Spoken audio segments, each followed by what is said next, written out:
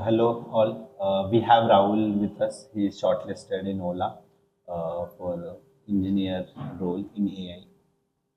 So Rahul, can you briefly tell me about yourself? How did you end up from electronic into AI?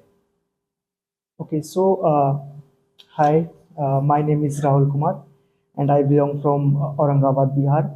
I did most of my schooling from my village, and currently pursuing in uh, electronics and communication engineering department at IIT BHU. Mhm. In the starting of my college journey, I participated in various college technical fest, and realized that data is what fascinates me the most. Hmm. And after that, I applied for a global data science apprenticeship program by MOE, and got selected.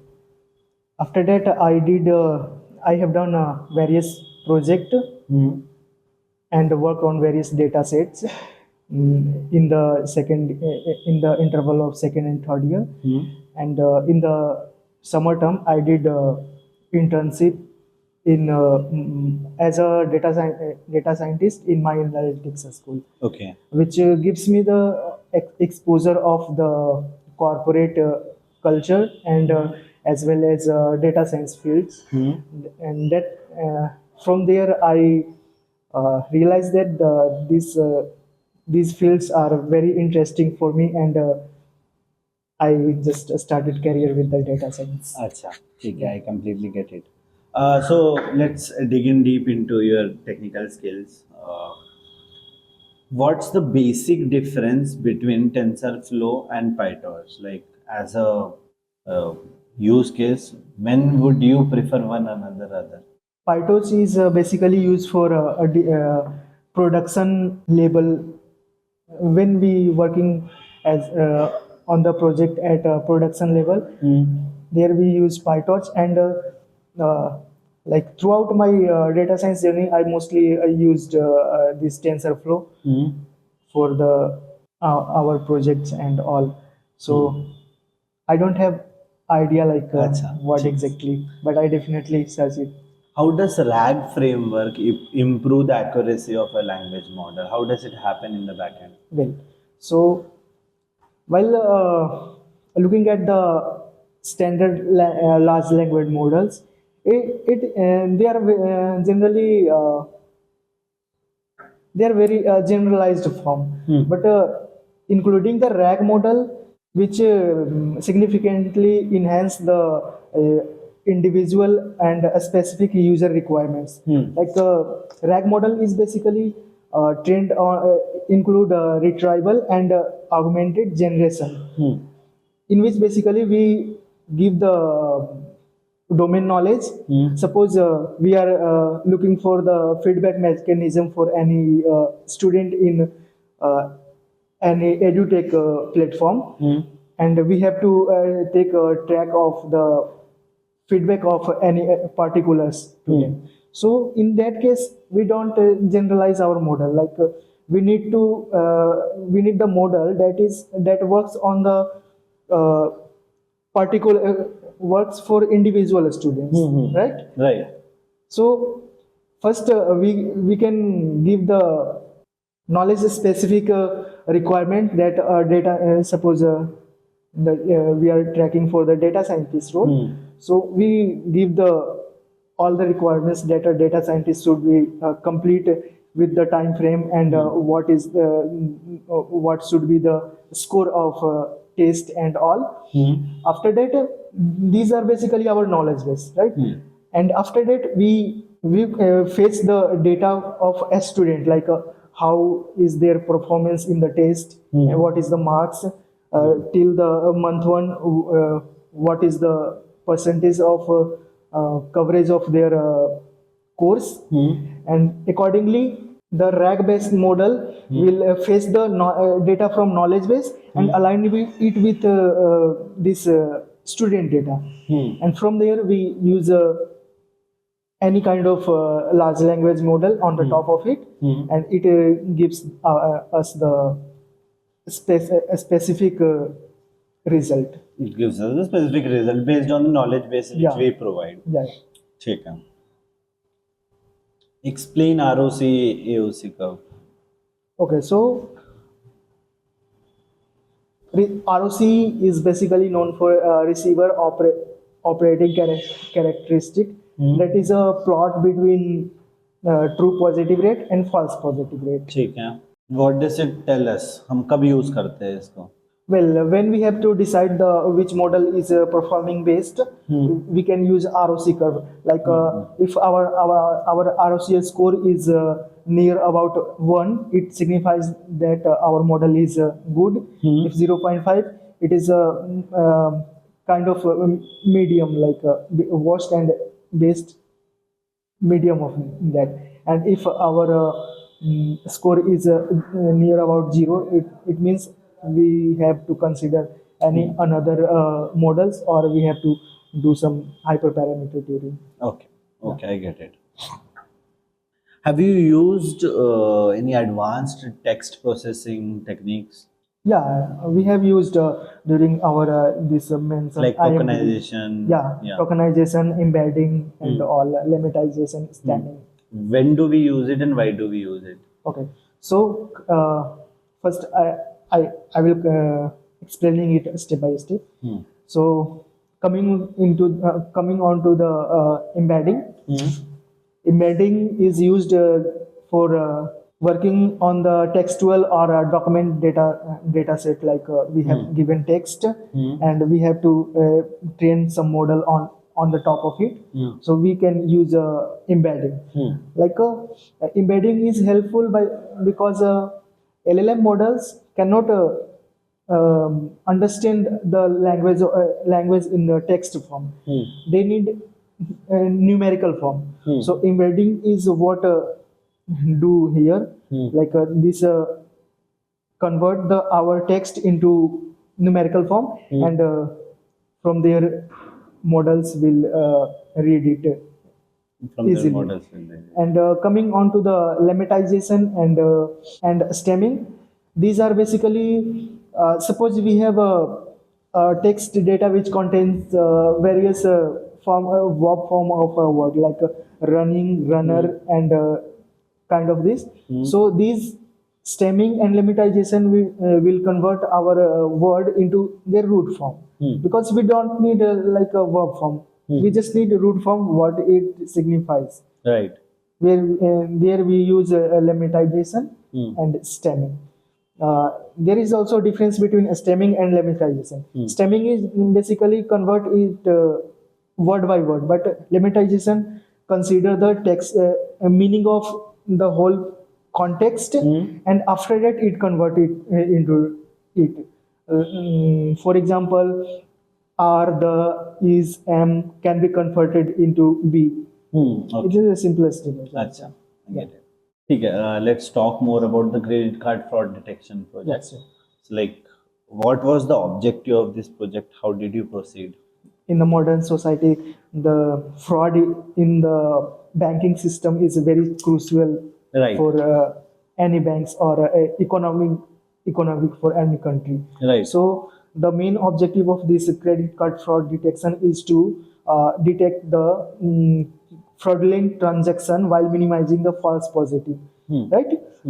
So this project basically contains various process methodology. Like first we have to collect the data. In that case, credit card fraud detection data can be easily found on UCI machine learning repository and taggles.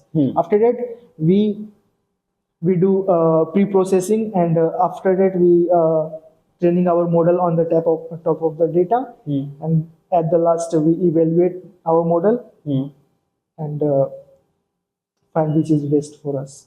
Okay. What was the most intriguing part in this project, like technical wise? Like, where was the instance where you learned something new?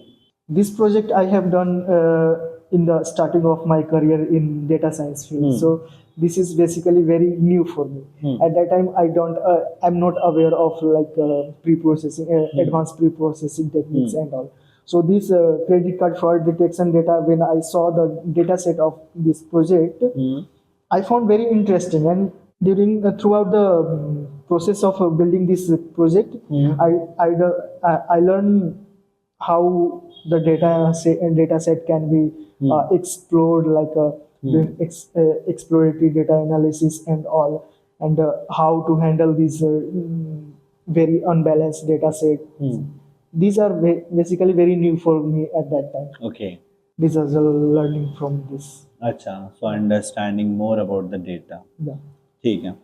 How would you handle an imbalanced data set while you are applying a model onto it? Yeah, so this is very interesting question. Like in credit card fraud detection, I found after the exploratory data analysis, I found that 0.172% of the data are fraud, and rest of them are non-fraud. So this is a very imbalanced data set. It reduce the performance of our model when we don't take care of this imbalance. Okay. So basically, I there is a various method of handling this imbalanced data set, like sampling method. Here I used undersampling the majority target value into the undersampling the majority data, basically. Okay. Like yeah, so before undersampling, we first shuffle our data so that there is no biasness and In the data. yeah. So before undersampling, we shuffle our data. After that, we undersample our majority data set. What is reinforcement learning basically? In layman term, it basically for every next step, it gives some positive rewards or negative rewards. On the basis of that rewards, it learn from the rewards and predict goes from the next step.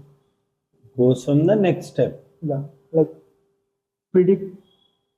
I'm not clearly able to explain, but kind of feedback based It's from previous taken sort of steps. feedback loop. Yeah. पीछे से लेके आगे देना है. ठीक है. Great. So let's move on to the sentiment analysis project. Yeah. I can see you have worked on a movies data to look at like how this movies are working. Acha, you have worked on reviews, I guess. So can you tell me more about this project? Okay, so this IMDb movie sentiment analysis project is basically the objective of this project is to sentiment the review of a movie from the user reviews. Like the objective of this project is to predict the sentiment of reviews for any particular movies, which helps us to understand the what kind of movies basically a user want to see, like to see, and on the basis of that we can use this in a recommender system to recommending the any particular theme for individuals. Okay. Okay. So in the IMDb project, how did basically TF-IDF and word embedding influence the model's performance? Like, how is it correlated? Yeah, so you are asking about word counts and TF-IDF. Yeah. Yeah. So basically, in the movie sentiment analysis project, we have to understand the sentiment of a user. For that purpose, here word count is basically count the frequency of occurrence of words in reviews. On the basis of we can of the frequency, we can predict what this. We can basically predict the sentiment analysis. TF-IDF is similar of a word count, but a bit smarter than word counts. Basically, word count is simply you can think like a bag of words. But here, TF-IDF is first it stands for term frequency, inverse document frequency. This combines two words: term frequency and inverse document frequency. Term frequency is basically count the frequency of word, and ID inverse document frequency is basically looking the occurrence of word in across various documents. Let me explain a bit. Like suppose we have documents. In that case, we can we can find that in any paragraph that the and the punctuation, and basically the and in or this can be very frequently occurs in across all the documents. What the term inverse document frequency signifies here, that this basically look that what exactly word is more frequent in any particular documents. So on the basis of that, it basically looks if in any particular documents the movie word is more frequent, so we can we can conclude that this paragraph is basically for about movies, right? Acha. That is what the working of it. Okay. Can you tell me the confusion matrix formula? Confusion matrix is basically a table of positive, non actual positive, actual negative, and predicted positive and predicted negative. From this confusion matrix, we can derive precision, recall, and F1 score and accuracy as well. Precision is basically tells us the rate of predicted positive value that are actually positive. Okay. And recall is basically the true positive rate across the actual positive. Okay. And F1 score is basically harmonic mean of this precision and recall, so that it gives wherever we need to give any weightage of true positive or true negative value, we can measure on the this F1 score scale. Right. Let's say a generic problem. ठीक है?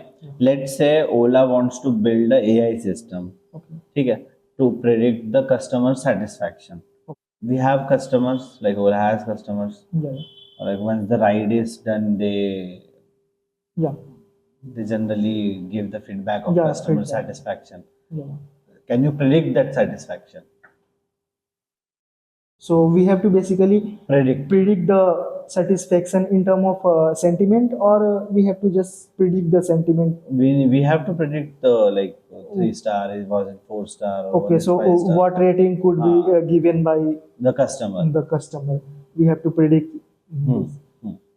Well, so I don't know exact answer, but I will try. Though this question is very interesting, I will definitely search it for. So basically, the one case could be like first we can see the past experiences of users. Like definitely he is given or have a book and any Ola or in past. So